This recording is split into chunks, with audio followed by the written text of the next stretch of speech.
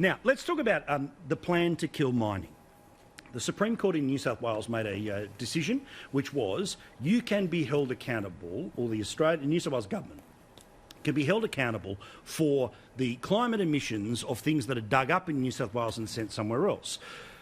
The state government said, hang on, that's not good enough. So they tried to introduce a brand new law that would close that loophole. Well, a parliamentary committee, headed up by the Greens, is trying to blow that loophole, make it even bigger, in fact. Well, here's part of what was written up today in the Sun Herald. The New South Wales Parliamentary Inquiry has found that the Berejiklian government's contentious, because it's only contentious if you're on the left, it's common sense anywhere else, but anyway. Their new planning laws dealing with emissions from coal exports should not go ahead as they proceeded.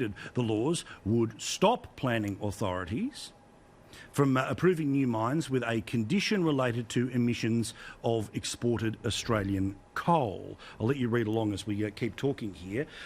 Jim, how important is it that the loophole is closed, that Australian states are not held responsible for emissions somewhere else, and those emissions somewhere else become used as a reason not to start new mines like the one they were talking about in New South Wales?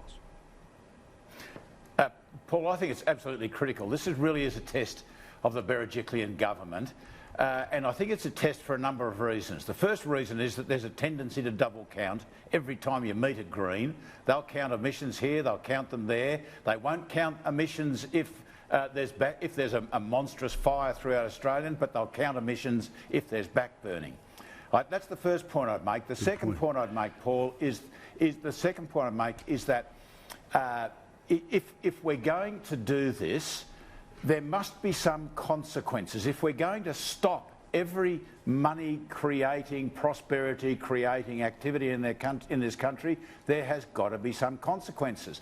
The inner-city Greens can quite happily stop mining, and they'll probably still keep their income. But for real Australians, there's got to be a consequence, and I think the Berejiklian government is realising this. Well, let alone anything, David Crucifulli, which is state budget revenue, where we talk about this all the time, right? That the green policies that say would move towards an electric car, fine, if that's the technology people go for. Well, there's $20 billion worth of taxes for state and federal governments that come out of fuel tax and registration.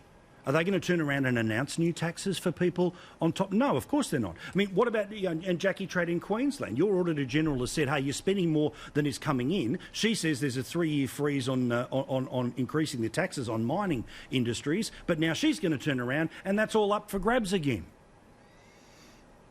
Paul, it's massive for the bottom line of the state. It's massive for those towns that rely on it. But the whole premise of this argument is flawed, and it shows you how crazy the left is.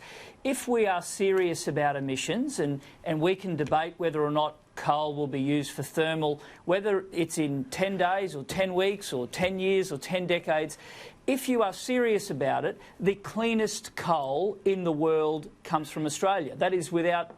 It cannot be debated. So if you are serious, the last bit of coal that is burnt for thermal power should come from Australia if you want the best environmental outcome.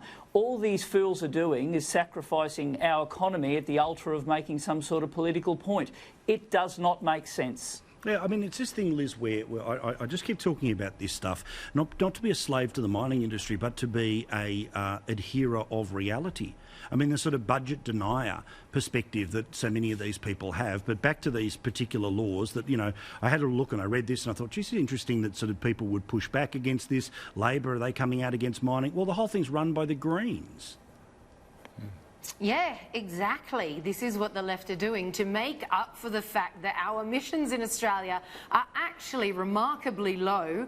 They're trying to make it about two things. One, they're trying to now calculate it per capita instead, and, as we've already discussed, make it include our exports, which for us, that is coal, world's largest exporter right here. We've seen New South Wales already, just last September, sacrifice the Bylong mine, which was knocked back by the same villains here, despite the fact that they stood to gain over $300 million in royalty, not to mention great prosperity for that area for decades to come. The fact that these guys are willing to sacrifice so enormously for this false, fake, climate alarmist agenda is just astounding.